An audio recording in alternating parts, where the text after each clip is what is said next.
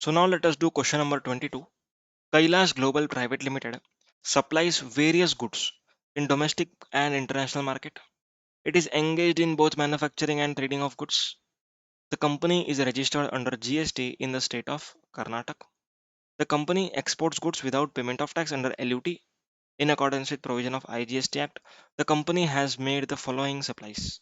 तो कंपनी के पास LUT है, कंपनी एक्सपोर्ट्स भी करता है, डोमेस्टिकली भी सेल करता है, अपने को निकालना है रिफंड अमाउंट. ओके, चलो.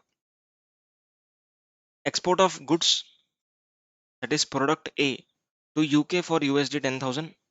Assessable value under customs is in Indian rupees, rupees 7 lakhs. Bracket is very important. आपको bracket को ignore नहीं करना. Okay. Export duty is levied on product A. जो भी आपने export किया है 7 लाख का, उसके ऊपर क्या लगता है? Export duty. Since export duty is levied, no refund of unutilized ITC is allowed. Yes or no? No refund of ITC. क्यों no refund? क्योंकि एक्सपोर्ट ड्यूटी लग रहा है आपके प्रोडक्ट के ऊपर. आया समझ में? So this 7 lakh would be forming part of our adjusted total turnover, but it will not form part of our turnover for zero rated supply of goods और सर्विसेज. आया समझ में? Next, domestic supplies of product B during the period excluding tax 10 lakh. Output tax का rate है 5%, input tax का rate है 18%. Can I से this is a case of inverted duty structure? Okay. अब यहाँ पर एस्ट्रिक में क्या लिखा है देखो. P is not notified as a product in respect of which ITC shall not be allowed. Not a product in respect of which ITC is not allowed. मतलब दो negative becomes positive. मतलब B is a product on which refund of unutilized ITC under inverted duty structure is allowed. तो ये 89(5) की यहाँ पर बातें की गई. ठीक है, इन्वर्टेड ड्यूटी स्ट्रक्चर का फॉर्मूला. सो 10 लाख जो है वो मेरा इन्वर्टेड टर्नओवर है, बराबर, इन्वर्टेड टर्नओवर है, एंड मेरा एडजस्टेड टोटल टर्नओवर का भी पार्ट बनेगा. डन. आगे, supply of goods to EOU. ठीक है, आपने सप्लाई किया. यहाँ पर रिफंड कौन क्लेम कर रहा है? ध्यान से सुनो. ITC has been claimed by recipient. मतलब रिफंड आपका रिसिपिएंट क्लेम करने वाला है, आप नहीं करोगे. मतलब आपने क्या सप्लाई किया रहेगा उसको? 5 लाख का प्लस 18% GST दोनों लगा करके दिया. 5,90,000 का आपने गुड्स बेचा, कंसीडरेशन भी 5,90,000 मिला. समझा? मतलब आपके लिए ये नॉर्मल सेल है. For you it is a normal sale. तो आपको ये एडजस्टेड टोटल टर्नओवर में ऐड करना पड़ेगा, लेकिन एक्सपोर्ट्स के किसी टर्नओवर में ऐड नहीं होगा. क्यों नहीं होगा? क्यों नहीं होगा? क्योंकि यहाँ पर आपका रिसिपिएंट रिफंड क्लेम करेगा. Come on. Zero rate turnover क्या होता है? एक्सपोर्ट्स. क्या आपने एक्सपोर्ट किया? नहीं. आपने किसको बेचा? EOU को. It is deemed export. Okay. So deemed export में जब रिसिपिएंट रिफंड क्लेम करता है तब सप्लायर के टर्नओवर में ऐड करना है, क्योंकि उसके लिए नॉर्मल सेल जैसा ही है. ओके, नॉर्मल सेल है. आया समझ में? अब ये जो 5 लाख है, अभी ना मैं इसका थोड़ा सा एक्सटेंशन बता रहा हूँ आपको, ध्यान से सुनो. I am going to show you the extension of this version. थोड़ा होल्ड करो, क्योंकि पिछले समय भी 89,484 भी देखा. ओके, तभी लेस किया और अभी ऐड करेंगे तो आप लोग कंफ्यूज हो जाओगे. तो मेरे को अभी आपको बताने दो क्या हो रहा है. ये मिस्टर ए होगा, ठीक है. ये आप हो. नहीं, रुक जाओ रुक जाओ. ये EOU है, ठीक है. ये क्वेश्चन नंबर 22 के लिए यू आर द असेसी, ठीक है. ये आप हो. क्वेश्चन में जो लिखा हुआ है ना कैलाश ग्लोबल, ये है. इस कैलाश ग्लोबल ने EOU को सप्लाई किया. समझा? कितने में किया? 5 lakh plus 18% GST, total 5,90,000. Consideration कितना पे किया EOU ने? Consideration paid by EOU is rupees 5,90,000. आया समझ में? क्लियर है? अभी यहाँ पर रिफंड कौन क्लेम करेगा? Since tax has been collected by supplier, refund के लिए ये एलिजिबल है. Recipient is eligible for refund. I hope discussion is clear. अभी ये जो 5 लाख का गुड्स है, supposingly EOU exports it. Okay, EOU exports it at rupees 6 lakh, at rupees 6 lakhs, ठीक है। ईओयू ने अगर एक्सपोर्ट किया, ये क्वेश्चन का एक्सटेंशन है, क्वेश्चन से हटके चीज बता रहा हूँ, ध्यान से सुनो। एक्सपोर्ट किया 6 लाख में, ओके। अभी ये जो 6 लाख है, क्या इस ईओयू के एडजस्टेड टोटल टर्नओवर में ऐड होगा या नहीं होगा, and turnover for zero rated supply of goods में ऐड होगा या नहीं होगा, ये सवाल है। क्वेश्चन समझ में आया? अभी ये जो असेसी ना, इसका भी यही सवाल ले लेते हैं अपन। इसके एडजस्टेड टोटल टर्नओवर में ये 5 लाख ऐड करना है या नहीं करना है, एंड जीरो रेटेड में ऐड करना है या नहीं करना, okay, zero rate supply of goods में ऐड करना। ध्यान से सुनो, यहाँ पर रिसिपिएंट ने आईटीसी क्लेम किया, ओके, मतलब किसी डीटीए से भी खरीदता ना वो, या किसी से भी ईओयू ना भी होता, ओके, तो भी इसको ऐसे ही मिलता। सप्लाई किया, आईटीसी मिलेगा, रिफंड क्लेम करेंगे, आईटीसी रिवर्स हो जाएगा, okay, electronic credit debit entry होगा। मतलब इसका जो परचेज है ना, ये 5,90,000, ये नॉर्मल परचेज जैसा ही हो गया, it is as good as normal purchase, समझा। सो ये जो सेल है वो भी नॉर्मल सेल माना जाएगा, ओके, एंड इसको हम लोग यहाँ पर ऐड करेंगे। आया समझ में? आया समझ में? ये क्लियर है? डन। आगे, अभी यहाँ पर देखो, कैलाश ग्लोबल के पॉइंट ऑफ व्यू पढ़ते हैं। अभी यहाँ पर मेरे लिए तो ये नॉर्मल सप्लाईज है, यस और नो? ये कैलाश ग्लोबल असेसी जो ए लिखा हुआ है, उसके लिए तो नॉर्मल ट्रांजैक्शन है। मैं किसी भी पर्सन को बेचता, जीएसटी तो कलेक्ट करता, ईओयू से भी कलेक्ट किया, मतलब it is a kind of normal sale for me, normal sale है ये। सो नॉर्मल सेल तो ऐड होता ही है, तो 5 लाख यहाँ पर हम लोग ऐड करेंगे। आया समझ में? 5 लाख यहाँ पर ऐड करेंगे। क्या मेरा ये जीरो रेट टर्नओवर है? Answer is no. क्यों नहीं? क्योंकि इंडिया के बाहर थोड़ी बेचा है मैंने, इंडिया वाले को बेचा। So here I am not going to add this. आया समझ में? क्लियर? अभी ना ये केस ए था, इसमें थोड़ा सा एक ट्विस्ट बना करके केस बी भी बता देता हूँ, सुनो। केस बी, पूरा डाउट्स क्लियर हो जाएगा, ध्यान, एकदम ध्यान से सुनना। असेसी है, यहाँ पर ईओयू है, बराबर। इसने इसको गुड्स बेचा रुपीज 5 lakhs में, ओके, 18% जीएसटी है, टोटल हो गया 5,90,000। लेकिन ईओयू ने इसको सिर्फ पेमेंट किया है रुपीज 5 lakhs। कम ऑन, कितना पे किया? रुपीज 5 लाख। ऊपर वाले केस में कितना पे किया था? 5,90,000, मतलब जीएसटी का पेमेंट भी किया था, अभी जीएसटी का पेमेंट नहीं किया। तो यहाँ पर कहना है इसे सप्लायर कैन क्लेम रिफंड, ये रिफंड क्लेम कर सकता है, बराबर है ना, ये रिफंड क्लेम करेगा, यस और नो?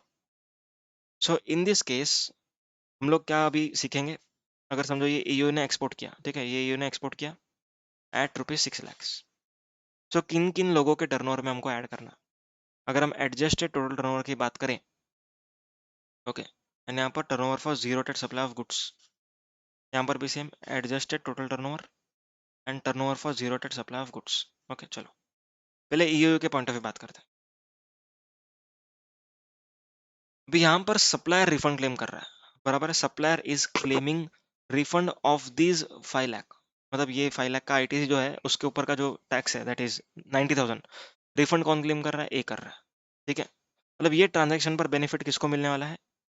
ए को। Accordingly EOU will not be eligible to claim benefit. अगर बेनिफिट क्लेम नहीं करना है उसको, तो हम न्यूमरेटर डिनोमिनेटर में ऐड ही नहीं करेंगे। क्यों नहीं करेंगे? अगर न्यूमरेटर डिनोमिनेटर में ऐड किया तो ईओयू का रिफंड बढ़ जाएगा, समझ में आया? So here you are not required to add in adjusted total turnover, nor you are required to add in turnover for zero rated supply of goods, समझा? कब किया अपन ने ऐसा? जब ईओयू ने टैक्स का पेमेंट ए को नहीं किया। अगर टैक्स का पेमेंट किया होता तो दोनों में ऐड करते, टैक्स का पेमेंट नहीं किया, दोनों में ऐड नहीं करेंगे। अगर हम ए के पॉइंट ऑफ व्यू बात करें, ओके, तो ये ए के लिए कुछ स्पेशल सप्लाई है। नॉर्मल सप्लाई कैसे होता है? मैं सप्लाई करता हूँ, जीएसटी कलेक्ट करता हूँ एंड गवर्नमेंट को पे करता हूँ, ओके। तो यहाँ पर मेरा नॉर्मल सप्लाई नहीं है, okay, it is not my normal kind of supply, it is deemed exports where supplier is claiming refund. तो सप्लायर को 89(4) ए में रिफंड दिया जाएगा। आया समझ में? अकॉर्डिंगली यहाँ पर जो हमने सीखा था ना, 5 लाख को ऐड करेंगे, यहाँ पर हम लोग 5 लाख को ऐड नहीं करेंगे। क्यों नहीं करेंगे? क्योंकि अगर हम लोगों ने ऐड कर दिया ना एडजस्टेड टोटल टर्नओवर में, तो उसका रिफंड कम हो जाएगा। ठीक है, अगर ये पर्सन एक्सपोर्ट भी कर रहा है, ओके, इंडिया के बाहर भी एक्सपोर्ट कर रहा है, एंड इसके adjusted total turnover that is denominator में ये 5 लाख को ऐड कर दिया, तो क्या हो जाएगा? क्या हो जाएगा? देखो चलो एक एग्जांपल यहाँ पर, net ITC into zero rated upon total, बराबर है। अभी डीम्ड एक्सपोर्ट जो यहाँ पर ईओ को बेचा, ये जीरो रेट तो है नहीं, तो यहाँ पर तो जीरो आएगा। और अगर आपने एडजस्टेड में ऐड कर दिया तो ये नेट आईटीसी का रिफंड कम हो जाएगा ना, डिनोमिनेटर बढ़ जाएगा, तो अकॉर्डिंगली हमको यहाँ पर ऐड नहीं करना है। आया समझ में? जीरो रेट तो है ही नहीं क्योंकि ईओयू इंडिया में ही है, तो यहाँ पर भी ऐड नहीं होगा। आया है समझ में? ये पूरे केसेस को अच्छे से कॉपी कर लो एंड लिख के लेना। इससे बेटर क्लैरिटी आपको कोई भी बुक में ना ही कोई भी लेक्चर में दिया जाएगा। ठीक है, this was the best explanation I can give you for this concept. चलो, तो अभी समझ में आया हम लोग इसको क्यों ऐड करेंगे?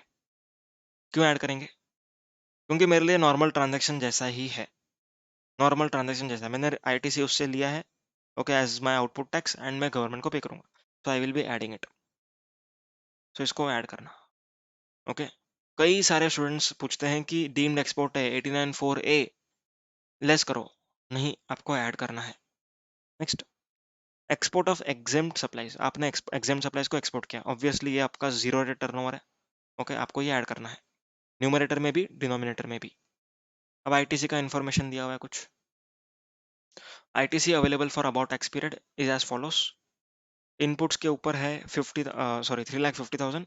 इसके अंदर का जो 50,000 है वो एग्जेम सप्लाई के एक्सपोर्ट्स के रिलेटेड है, वो भी अपने को मिलेगा ना, तो इसमें कोई बाइफर्केशन नहीं करना आपको। ऑन कैपिटल गुड्स इसका तो नहीं मिलेगा 89.4 में, ओके, 89.5 में भी नहीं मिलेगा। इनपुट सर्विसेज 2 lakhs, लेकिन 2 लाख में से 18,000 आउटडोर केटरिंग का है जो इनएलिजिबल है, तो यहाँ पर आएगा 1,88,000। आ रहा है समझ में? 1,88,000 एंड यहाँ पर 3,50,000। सो टोटल 89.4 के लिए कितना आईटीसी बन गया? कहने से 5,32,000। ओके, अभी हमको क्या करना है? हमको न्यूमरेटर एंड डिनोमिनेटर कंप्यूट करना है। ओके, नेट आईटीसी तो मिल गया, चलो कंप्यूटेशन करो। अब साथ में करते हैं।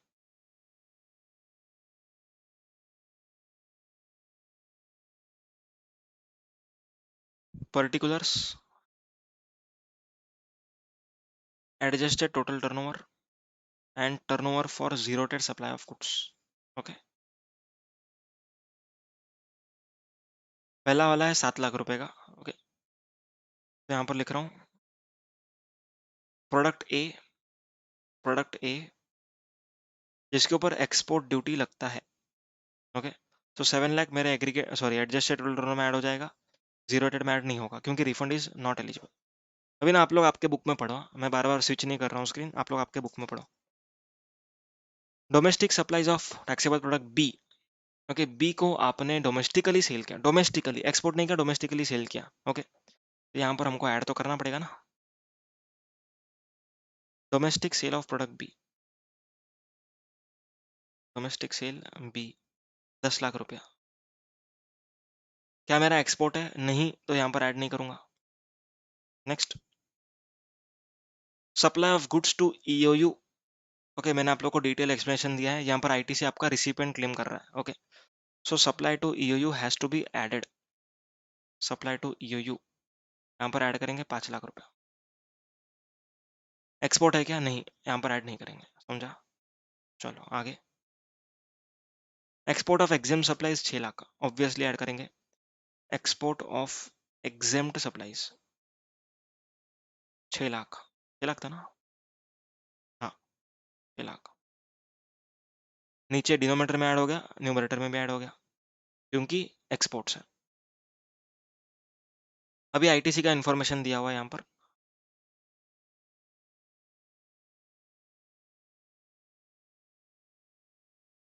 ITC inputs and input service का कितना हुआ था अपना? 5,32,000। यहाँ पर देखो अपन ने कैलकुलेशन किया हुआ है, कंप्यूटेशन किया हुआ है, 5,32,000। चलो अभी अमाउंट ऑफ रिफंड निकाल लेते हैं ना, एलसी लो, टोटल मारो, दैट्स इट, और कुछ भी काम नहीं बचा आपके लिए। 7 lakh plus 10 lakh plus 5 lakh plus 6 lakh, so 28 lakhs is our denominator and numerator अपना 6 लाख। आईटीसी कितना था? 5,32,000 इंटू 6/28,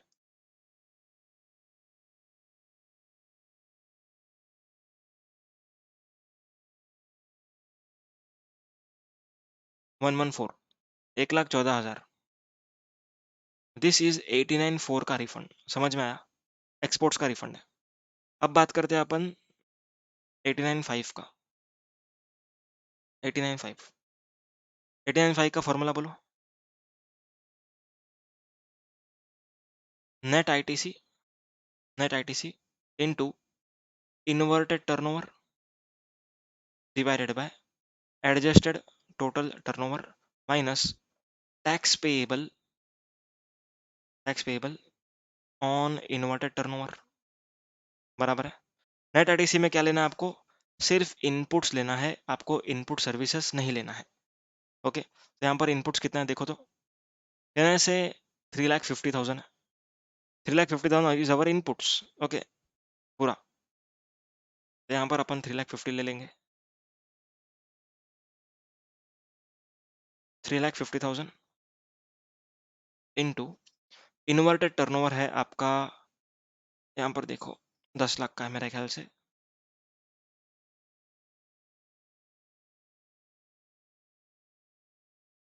ये देखो second point of this 10 lakhs, ये रहा 10 lakhs is our inverted turnover.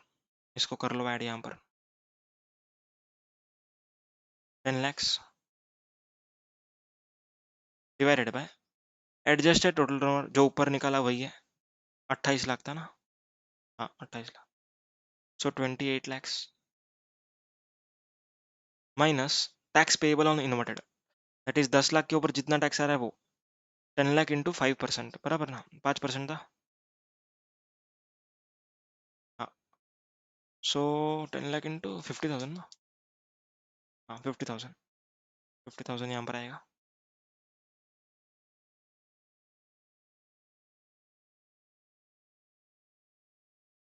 Answer is 75,000।